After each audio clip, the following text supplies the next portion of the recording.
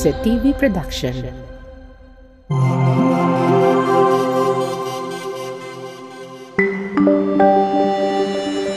Your only island TV channel.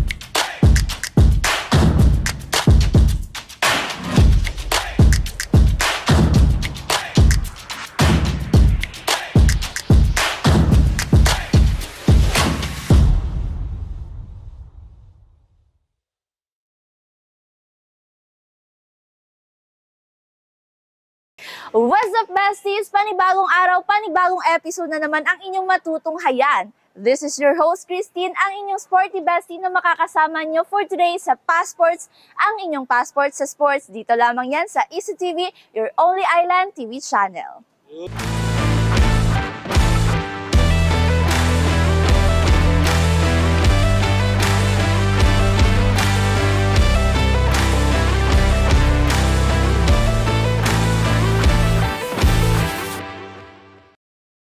Ngunit bago yan, pakinggan muna natin ang mga piling atleta kung bakit nila gusto ang larong sepak takraw.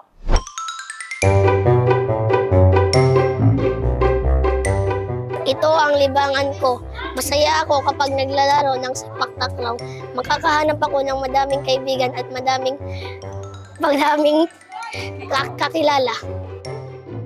Sama Adi, ito po ang aking laro ay sepak takraw. Paborito ko po itong laro dahil dito nagkakaroon ba ako ng enerhiya at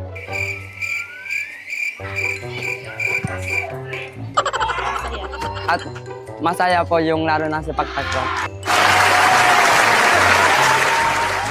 Itong larong gusto ko dahil happy para saya lahat ng mga kasama. Ako po si Charby Resurrection. Ang laro ko po ay sepak takraw. Dati po, parang hindi ko po gusto yung sepak takraw. Pero yung na-try ko na po siyang nalaro, I realized na maganda pala siyang laruin and nakakaramdam po ako ng happiness sa tuwing nilalaro ko po. Nice. At narinig naman natin kung bakit nila gusto ang larong sepak takraw. Anong nga ba ang sepak takraw? Ang sepak takraw ay nilalaro ng dalawang kuponan na may 2 hanggang 4 na manlalaro sa isang court na similar sa court ng badminton o volleyball. Nilalaro ang laro gamit ang isang rattan ball na mas maliit kaysa sa volleyball. Ang sepak takraw ay nagmula sa bansang Malaysia noong mga 500 taon na ang nakakaraan. Noong ika-15 siglo, ito ay masyadong nilalaro sa mga royal courts. Sa ika-16 na siglo naman, kumalat ang laro sa buong Indonesia kung saan tinatawag itong sepak raga ng mga tao. Alam niyo ba, pagkatapos ng ika-2 digmaang pandaigdig, si Hamid Maidin ang nagbuo ng patakaran para sa larong sepak takraw kung saan siya ang kinilalang creator and founder ng sepak takraw noong 1945 sa Penang. Ang sepak ay isang salitang Malay na nangangahulugang sipa or kick, habang ang takraw ay isang salitang Thai na can be interpreted bilang isang bola na yari sa ratan. Sa gayon, ang sepak takraw ay pinaikli o ibig sabihin ay sipain ng rattan ball o kick the ball. Ang sepak takraw ay may pagkakahawig sa ilang katutubong sports, particularly in Southeast Asia. For example, sepak raga in Brunei, Malaysia, and Singapore. Takraw in Thailand, Rago in Indonesia, Sipa in Philippines, Chinlone in Myanmar, Katao in Laos, and Sikday in Cambodia. Lahat ng iyon ay mga different versions of sepak takraw that are played locally in these countries. Noong October 3, 2023, ibinalita sa publiko ang unang panalo kung saan ito ang kauna-unahang medalya ng Pilipinas sa larong sepak takraw since 1990 sa Asian Games. Nakakuha ang sepak takraw Philippine team ng bronze medal kung saan natalo nila ang bansang Singapore.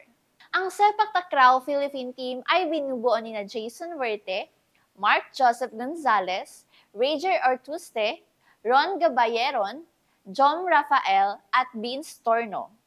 In short, ang sepak takraw ay parang football na may pagka-volleyball, na may kung fu, 'di ba? Ang galing talaga, 'di ba? Sa susunod, tutungo tayo sa Basilan National High School Open Court kung saan natin matatagpuan ang laro para sa sepak takraw. Huwag kayong aalis dahil magbabalik ang Passports, ang inyong passport sa sports.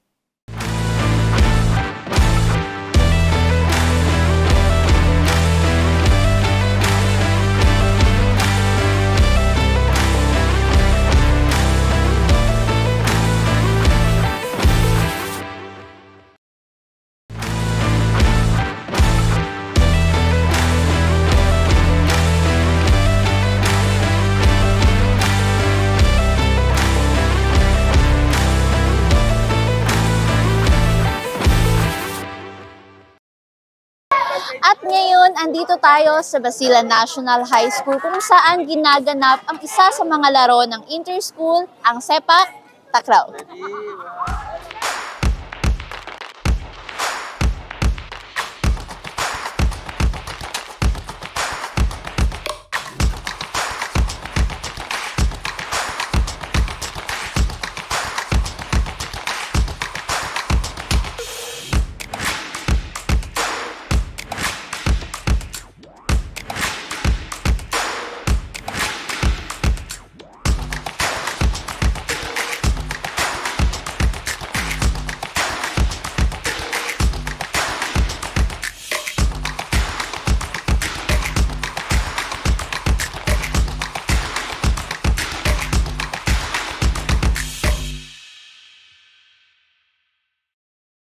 At ngayon, kasama natin isa sa mga manlalaro ng Basilan National High School Sepak Takraw. So, paano ba? Gusto ko kasing alamin kung paano yan ang mga basic fundamental skills ng Sepak Takraw. Ganito lang kasi yan, ma'am. Yan. So, pwede mo ba ituras? Paano yan? Pag ano, Pag ganon. Opo. Sige. Guys, wag niyo akong i-judge. Parang Na ganun lang po, ayun na ma'am. yun. Opo, Okay, ma'am. isa pa. Parang ganon. Ayun, pwede na ba yun? Pwede na po yun, ma'am. Okay. Okay, so parang basic lang naman pala yun. Charot. So ano yung susunod? Meron pa ba? Meron pa, ma'am, yung ganito, ma'am. Basic skills. Sa tuhod. Opo, ma'am.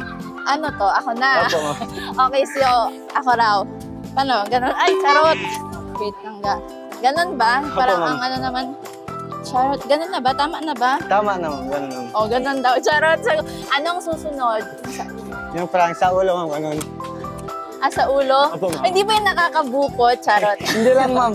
Normal. Ay, hindi lang. Normal. Paano yan? Ay! Uy, charot na. Hindi talaga ako marunong. So, ayun. Sa ulo ulitin mo nga. Ipakita natin sa viewers. Ayan. Parang titingnan pala pa. Okay. Titingnan ang bola. Titignan yung bola, ma'am. Okay. Titingnan ko ang bola. So, let's see. Hindi ko. Okay, never mind. Kaya ko lang siya. Okay, next. Ano pang susunod? Yung ganun. Ayan. Dito sa Opo. ano. Okay. Dito sige. talaga, ma'am. Dito. Yung dito. Okay. So, paano yan? Ganun na. Pwede na yun? Pwede na, ma'am. Pwede na. daw, guys. Again. Uy, charot. Ayun, pwede na daw yung ganon, guys. Uy, baka inuuto mo lang ako, ha? Inuuto niya lang ata ako. Hindi, oh. Paano yun? Nakikita niyo yun? Okay, so, yun, ano pa? Yun lang ba ang basic fundamental skills? Opo, ma'am. Yun lang. Yun lang. So, ayun nga. Yun ang 4 basic fundamental skills of sepak takraw. Tara't manood ng friendly game ng sepak takraw ng mga Isabeleños. Ano pang hinihintay natin? Let's go!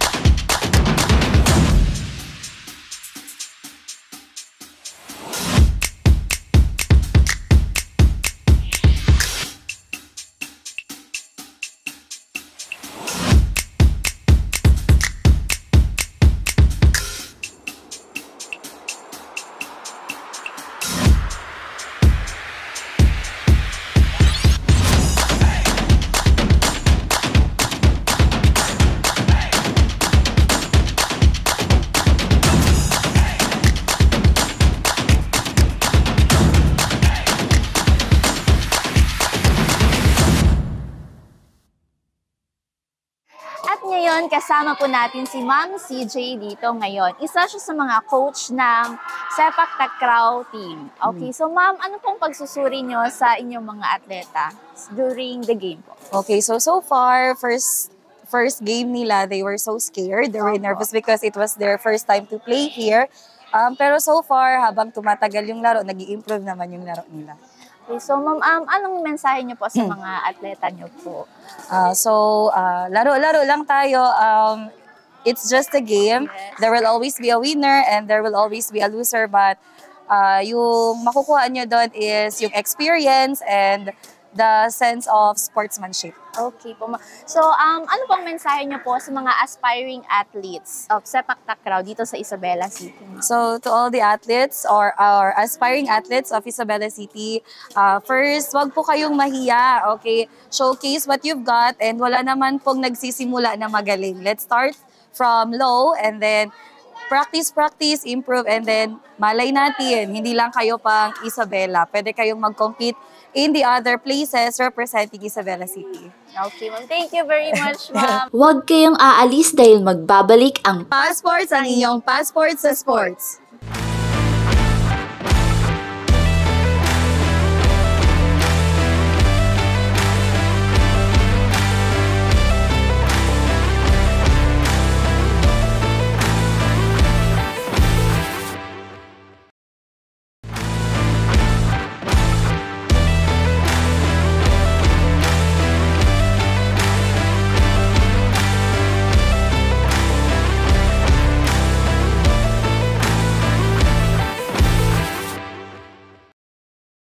At ngayon, kasama natin ang pinakamakikisig na coach ng Basilan National High School Sepak Takraw team. Hi po, Sir Rafi Isabela. Ayun, so, kasama na si Sir Michael. So, Sir, kumusta po ang laro nila kanina po ng inyong team? So far, nag-enjoy naman lahat ng mga players, pati yung mga kalaban. And itong palaro na to is only for a friendly game Yes po. within the school in there, Isabela City.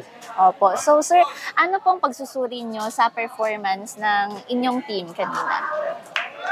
Based sa laro nila kanina, hindi pa yung full potentials ng mga bata. O hindi pa nila nalabas. Siguro, na-bored sila kasi hindi din ganun competitive yung, yung kabila. So, para sa akin, hindi pa yung buong lakas nila. So may ilalabas may pa ilalabas talaga pa, sila, opo. Sir. Wow. Tapos, Sir, ano po ang mensahe nyo para sa mga atleta nyo po? Parati ko silang sinasabihan na wag yung paglalaro na to is lang siya, parang as a stepping stone na wag, hindi din yung academics hindi nila dapat pabayaan. Pero ito is just parang pagbigay sa kanila ng other opportunity. Baka makuha sila ng ibang school, ng ibang lugar dahil sa paglalaro na to. Dami na din akong mga players na dati na nakuha ng ibang agencies paglalaro ng Sepak Takraw. Opo nga, yung mga ibang universities, Yung mga baka malay varsity. dito sila madidiscover, Opo. Sir. And last po, Sir, ano pong mensahe nyo para sa mga aspiring athletes ng Isabela City? Mensahe ko lang sa aspiring athletes ng Isabela City, huwag tamarin, mag-practice hanggang mag-improve. Kasi lahat naman nagsastart sa mahina. Opo. Lahat naman din nagsastart sa the basic hanggang maging yung advanced ng skills nila. And pwede kong kunin ang opportunity na to na mag-plug na din na ang larong Sepak Takraw sa Isabela medyo nawawala na. Opo. So we are planning to have it activated again kasi karamihan ng mga players nag-graduate na and then hindi na sila nakakalaro. So baling nagiging beginner lahat ng players niya. So sa akin lang talaga is to encourage other players and other students to participate in not just in Sepak Takraw but in other events. So yun lang. Thank you very much po, Sir. At may nakasama pa na tayong isang atleta pa mula sa Basilan National High School naman, si Sir Almond Sprin. Okay. Siya ay manlalaro ng Sepak Takraw. Kumusta ang laro nyo kanina? Ayos lang din, ma'am. Medyo kinakabahan. Konti lang. Konti lang. Panalo pa rin. Wow, congratulations! Ayun, so may tanong ako sa iyo. Anong pangarap mo bilang isang atleta? Ganun din, ma'am. Makilala ng iba't ibang school para di sayang yung pinagsanayan nyo dito araw-araw. Ganun, ma'am. Okay, so saan mo nakukuha ang motivation and inspiration mo when you play? Sa mga kaibigan, sumusuporta dyan, pati yung mga pamilya ko, ma'am. Pati yung coaches na may tiwala sa akin. So, coach, sino po ba ang coach mo? Si Sir Michael Legazpi po. Si Sir Michael Legazpi ang kanyang coach. So, para sa'yo, paano mo hinahanda ang sarili mo every time na alam mong may laro ka? Tuwing sa may laro kami, ma'am, sa 5:30 pa lang kumakain na kami ganyan, ma'am, para di yung katawan namin. Tapos stretching everyday, ganyan. Para masigla yung katawan, para di manghina sa laro. Yun lang. Tapos may follow-up preparation ka pa ba? Wala naman, ganun lang. Practice Practice araw-araw na lang. Okay, so ayun, yun yung mga daw ginagawa niya bilang isang atleta. So thank you very much.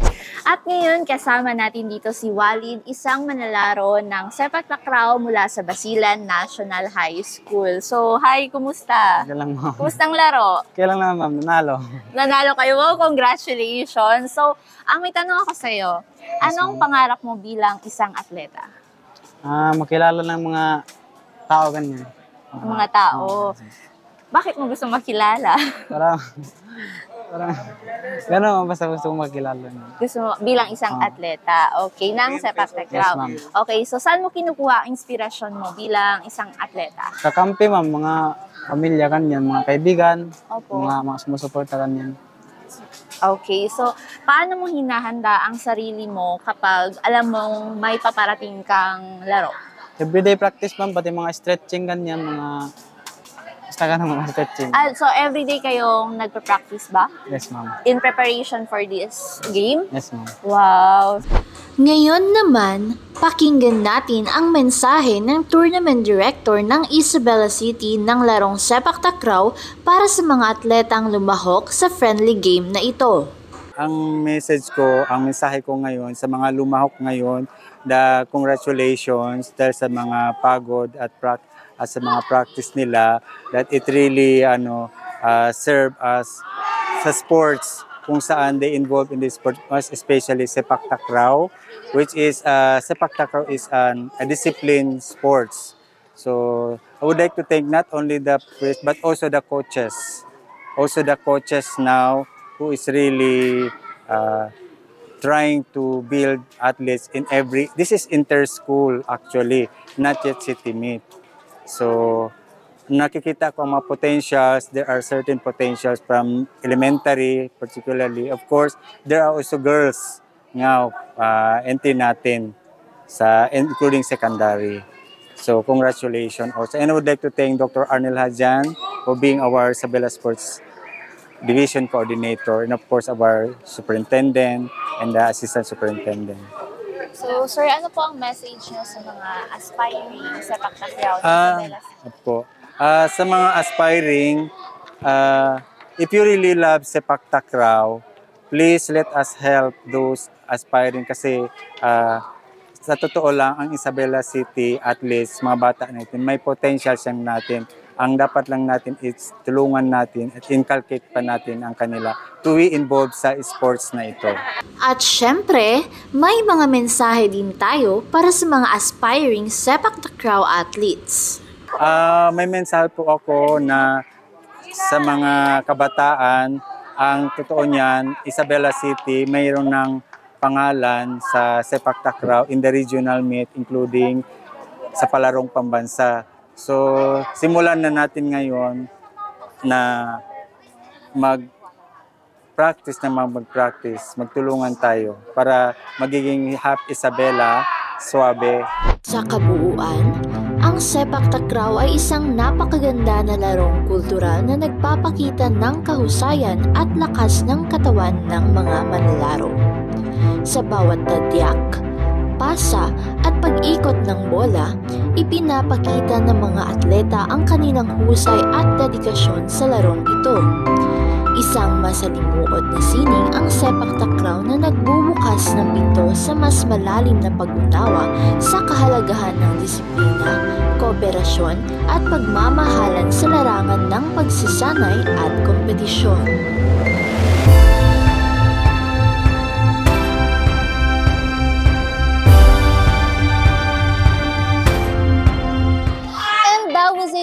guys, maraming salamat sa lahat ng mga nanonood. Sana'y nag-enjoy kayo at may natutunan kayo para sa episode na ito.